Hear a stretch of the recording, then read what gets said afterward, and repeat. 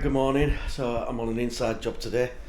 What we've got is this person bought this house, and here's the biggest clue, the biggest red flag. Everywhere was painted. Right, so after the few months that they've lived in here, they've begun to see signs of damp. So what we're going to do, we're going to go through something what we call root cause and analysis. So we need to get to the bottom of what's causing this problem, diagnose it, see what we can do, and then move on from there. So I just want to show you this wall here. Alright, so we've got a type 11 radiator here, one fin, one panel, and you'll notice the wall looks pretty alright. And through there we've got a conservatory. This is an old 9-inch wall, bear that in mind, 9-inch wall. I'm going to go through here. Here we've got another radiator, but it's a type 22, 2 panels, 2 fins. Wall. Now this is what was all freshly painted, and then we come to this. This has just started spewing off. Right, so you can see here all this salt what's coming through. So see it on the ends of my fingers. So, is it damp? I'm going to hold out judgment on that, because if it's manky at this side, why is it not manky on the other side of the wall? Alright. Secondly, we've got a radiator here and this pipe. Now, that feels alright from there, but I'm wondering where that's gone through the wall, if there's any issue. So that's something else we could possibly look at. 3, listen to this. Solid, hollow. So there's another bit of a telltale sign. So what we're going to do is, seeing it goes all the way back there, and it only sort of goes around this area. Well, like I said before, because it's not on the other side, if it was damp, it would be coming through on both sides of the wall. So we're going to get this off. We're going to expose this part of the wall, and then we're going to investigate. Right, so we'll take that tack off there. So what we're going to do is, we're going to close this off so the water, there's no flow. Let's just take it.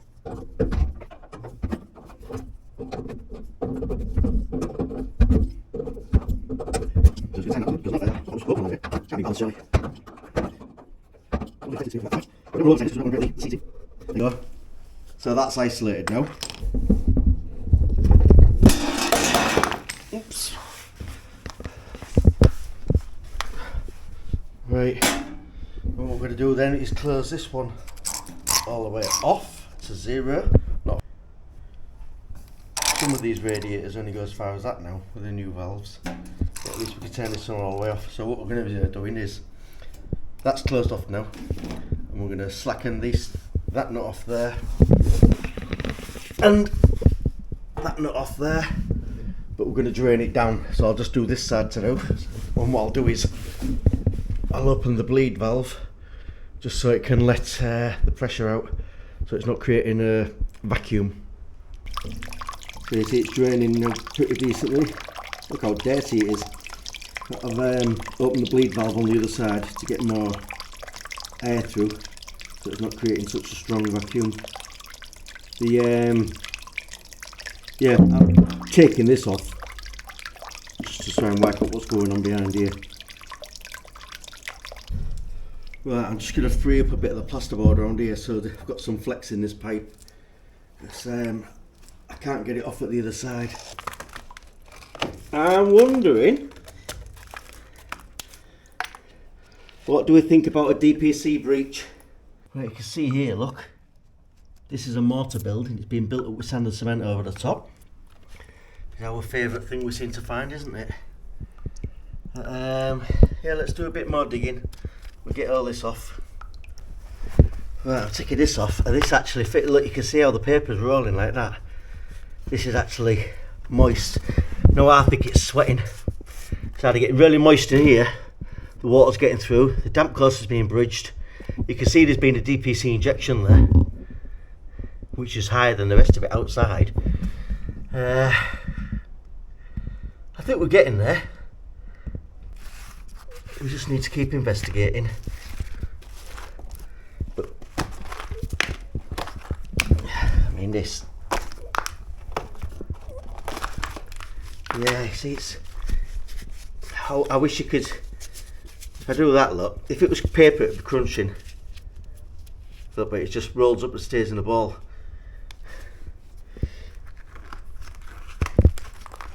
This is all wet, and there's wet on that radiator valve there, on that bracket there. Okay, so the radiator's off now. So look at this. My only contention is this lime mortar with a sand and cement over it. So we've got that. There's no leak there, but I've got a feeling the damp course is being bridged now, and I think that's what's causing it. It's going round whatever floors being put down here is going round the DPC and coming up.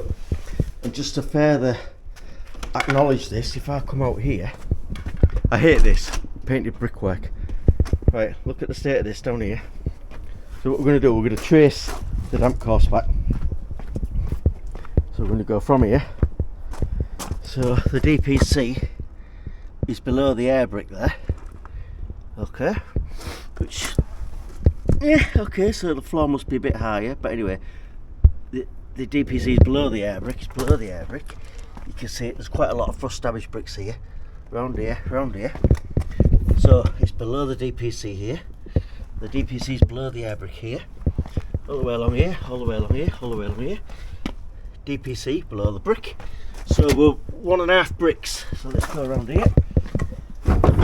So the DPC level is there. So that equates to, let's have a look.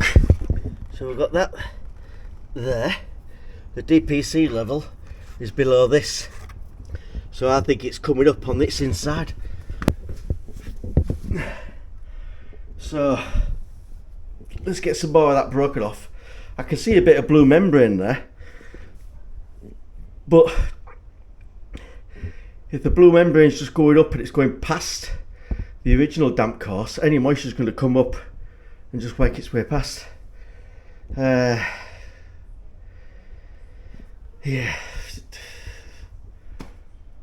So I mean, this is typically what people do when they build a conservatory. The owner of this house didn't build this conservatory. It was like that when she moved in. But yeah, let's expose a bit more. Yeah, so why is that rusty? That suggests that's getting wet.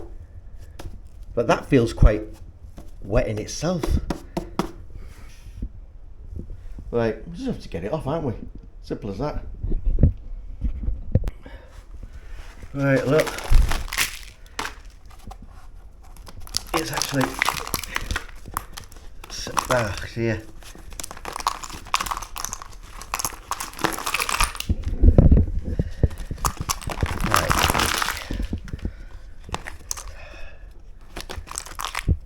Still don't know where I'm going with this, but I'm still thinking it's the damp course being bridged. Just took that off there. That is just all just crumbling again, and I stand by what I say about sand and cement over lime. Look, it just does nothing, absolutely nothing. Well, I say it does nothing, it just F's the wall up. So I thought this was laminate, but it's a lino. So good my eyes are. To be fair, the brickwork looks pretty decent, apart from that there. So I'm still going for the damp course being bridged. So we might have to do an injection. There has been an injection done over there in that corner, but that was about it. So it was 62, so it's gone to 61, so it's got to balance out obviously. But this is the thing with conservatories. In the winter these become a cold spot, so any warmth from the house is coming in here and it'll condense wherever it can. And I think there's a combination of things here. The new build part of it, so the new walls what have been done, they all look fine. It's just what's the original house. Oh, it's gone back up to 62 that. So, and I've emptied the drum, so we'll see if it does suck any water out. There's a bit of condensation on the windows, but right, let's do some more. So how about this for working theory? So I think the DPC is breached there, so I'm looking towards doing some sort of injection with them dry rods. I've just been doing a bit of research and they seem to do a pretty good job actually. Another thing is as well, through the air, that's the warm side, this is the cold side, so heat will naturally permeate through to the cold part to condense, and I think that's what's happening as well. Yeah, this is conservatory for you, isn't it? But that needs to dry out. I've got the dehumidifier going, but I think I want to get all that sand and cement off all them joints as well, because don't seem to be doing much good really. What do you think? I noticed in that corner as well, it seems to be a bit wetter, so whether the sealant's gone on the outside or not, let's just have a look. It seems okay, but yeah, this is my main point. The damp course is there. That's the damp course for the house. So even the slab here, it could come up and round the DPC. I don't know. There's all the bricks from when I took the chimney down. They're supposed to be getting cleaned and stacked up so they could be reused. But yeah, that hasn't got anywhere. Yeah, there's a radiator. God, that was heavy. Right, on to the next bit then. Get that sand and cement off. I'm just breaking the sand and cement off. I mean, it's not even technical, just show you with a screwdriver here. But if you come down here, look how dry that is. And as we get lower down, so that's all the moisture coming through, but it was trapped in by the sand. And look at that. So at least that mortar there is going to be able to dry out a bit. That sand and cement, most of the time it's just flicking out anyway. There's not much of it on. I know. I'm only using a screwdriver just to sort of demonstrate to you. Look how thin it is. It wasn't even 25mm, it's literally just been skimmed over anyway. Oh yeah, we'll just get rid of the sand and cement, and that's going to help it breathe a bit better. Is sand and cement killing your house? Forearmed is forewarned. If you're getting somebody around to come and point your house up, make sure you know whether it's a lime mortar build or a sand and cement build. Anything turn of the century, probably up to the 40s, maybe even 50s, is going to be lime mortar based. So make sure you know you'll know which is lime mortar, because it'll just crumble as you go through it. Sand and cement is rock hard, but saying that, it shouldn't be stronger than your brick. But anyway, do not point up with sand and cement over your lime mortar, because you'll end up just knackering your house, and then you'll be in a world of pain having to get it put right. Right, I said I'd do a root cause and analysis. So my root cause, what I think it is, the damp proof membrane has been breached. The DPC, I should say, has been breached. I believe that it's going around the floor and into the brickwork and coming up on this side. Second thing, this is the cold side, the kitchen's the warm side. Moisture's going to penetrate through, come through and do what it was doing. Thirdly, the sand and cement, what was on the top of here, I've just scraped it off, and the lime, you can see it's quite dry up here, and as you get further down it gets darker. Yeah, definitely fucking there. So I believe the sand and cement was partly to cause as well. So what I intend to do, I can't get below there to put a new DPC in unless I took all those bricks out and ran it down. But I think what we're going to do when I talk to the client is do the injection rods Now you're not going to need a lot for here. I think one pack of 10 does 1.2 meters. So yeah, that's only a couple of meters anyway. And then inject into here. And when it comes to plastering it anyway, it'll be off the floor so much. Depending on how many rods I've got, I might be tempted to go right up to there. And it says every 110 mil, 100 mil, 110 mil, something like that.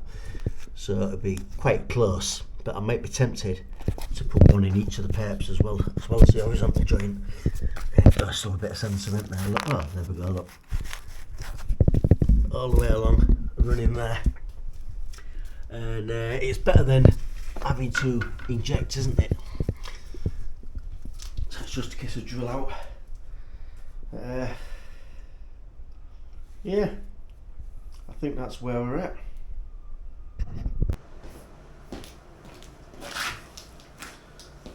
Right, so stage 2 of this damp I'm sorting out. So what I'm doing, I'm going along the dryzone cream method, which is using this, which comes in a mastic gun, mastic tube. Basically you drill the holes in the mortar line and then inject this in. So I'm just going to read a few specs off the data sheet, so you'll have to excuse me while I just read my phone. So right, the benefits. It's proven performance, approved by the BBA and numerous international test houses.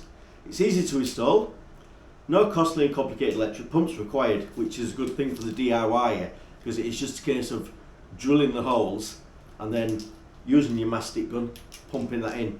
It's usable in a wide variety of walls, including brick, stone and rubble construction. So if you've got an old stone cottage, if you've got a 1930s, 40s 9-inch wall build, which is like what this house is, it's great. And you can also buy it in what we call a foil sausage, which is a 600 milliliter tube. These are 310 milliliters. So to give you an idea, these cover about 1.6 meters in length.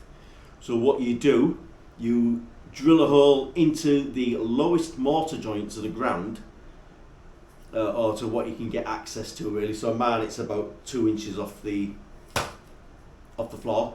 And what you're going to do is drill a 12 mil hole every 100 mil.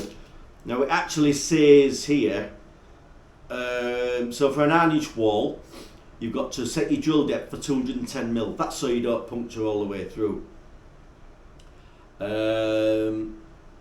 It does give you a coverage thing here somewhere. Here it is. Well, it starts at 10 meters, but anyway, yeah. So I've got 2 tubes. That'll do me 3 meters. I've only got about 2.5 meters. So my intention is to do the 100 mil. I think it says you can go up to. Yeah, it says drill the mortar course 120 mil apart. I'm going to reduce it to 100. And that way I know the stuff is going to work out exactly as I want it to. Right, what I'm going to do is I'm going to prep myself, get the drills done, set up, and then we'll go from there.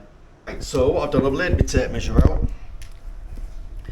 and what I'm going to do is I'm just going to make a mark on the brick every 100 mil, so 300 there, 400, 500, let's go, I'll put that there, 600,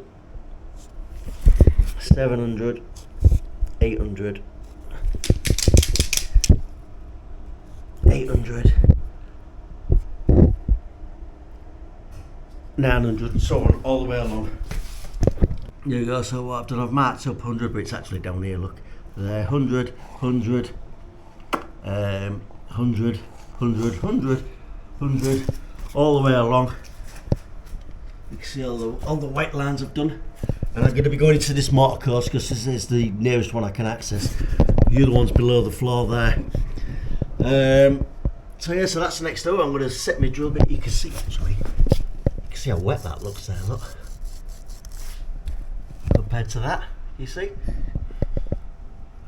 So what I'm going to do is set my drill up at 210 mil and then do a bit of drilling. So just as a case in point as to how much moisture's coming out of this wall. Okay, there's been no heating in here overnight, that door's been shut, etc, etc. But look at all the condensation what's built up on the windows out here. Alright, so that it hasn't come in from the outside, so it is literally coming out of that wall. So as it's condensing on here, then this dehumidifier is going to get rid of it. You see the humidity level in here is up to 74% now. So once this condensation stops appearing on here, we know the moisture's gone, don't we?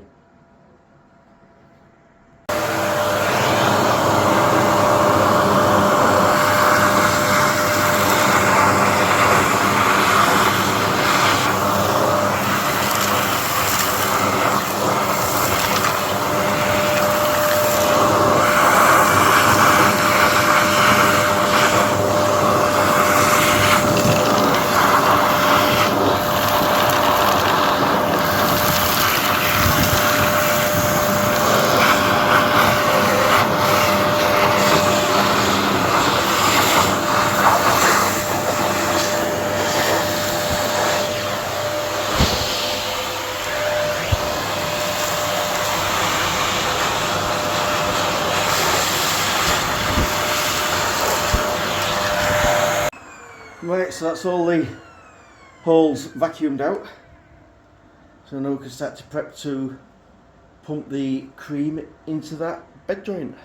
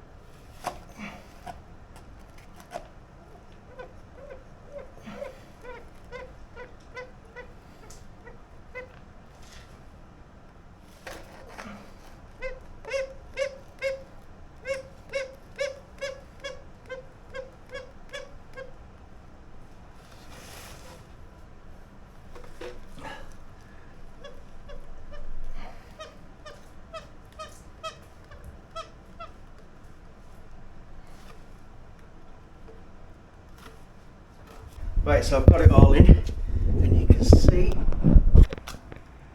how it's just seeping out the holes. So what I did was I had a bit left, so I just did it in the places where I thought it was worse. I just put a couple of extra drill holes in, but you can see the way it's just seeping out. Alright, and what's that going to do? Don't ask me how it does it, it's probably capillary reaction, but this stuff will seep into the mortar each way with whatever chemical it is. It's drawn to the moisture, so from there to there, that'll go to there, all the way along, and create a new damp-proof, chemically injected damp-proof membrane, or damp-proof course. Right, confession time. I had to go and get a third tube. Now, because two should have been enough, but I think I might have been putting too much in. But also, these bricks, I don't know if you can see here, they've got these holes in. So if you happen to have drilled where you come across a hole, I think you're going to end up pumping it into the holes. So that's probably one downside to it. But back in the day when I used to do injecting, where you used to have to take all the tools under the floor and drill it in, then you had to put your injector in, pressurise it, pump the stuff in until the brick was bled with the I think it was cuprinol we used to use. This is far easier. So what I'm going to do now, I'm going to let that do its thing, but I am not going to plaster this yet. I don't see the point in plastering it, so I'm using the same company, the dryzone, so I'm using their full system. So I'm going to let this dry out more. I don't see the point in putting a plaster on to make it wet, to then for it to take longer to dry out. I'd rather that wall be fully dry first. So the thing with the dry zone plaster as well is designed for damp walls, but also when you finished it you can go over it with ordinary gypsum skimming. Now you might be thinking, oh, that's what causes the problem using gypsum, but it's only 2mm. It's not gypsum all the way to the brickwork, which is what causes the problem. Okay, so I aren't going to do that just yet, but the next clip you see, or the next part of this video you'll see, will be me plastering it. What I think I'm going to do though is remount the radiator so that we can get some heat in here and help dry this wall out. Right, I'm not sure if you can see that. If I just measure the top of the wall there, where the damp didn't get to, it's showing 10.5 degrees. And if I come down here, go to the bottom, 8.6. There you go. So virtually 2 degrees difference. So that's where we're always going to get our condensation or our moisture anyway. So it just shows how colder it is at the bottom than it is at the top, which suggests to me moisture. Easy, innit? Look at the wall up there.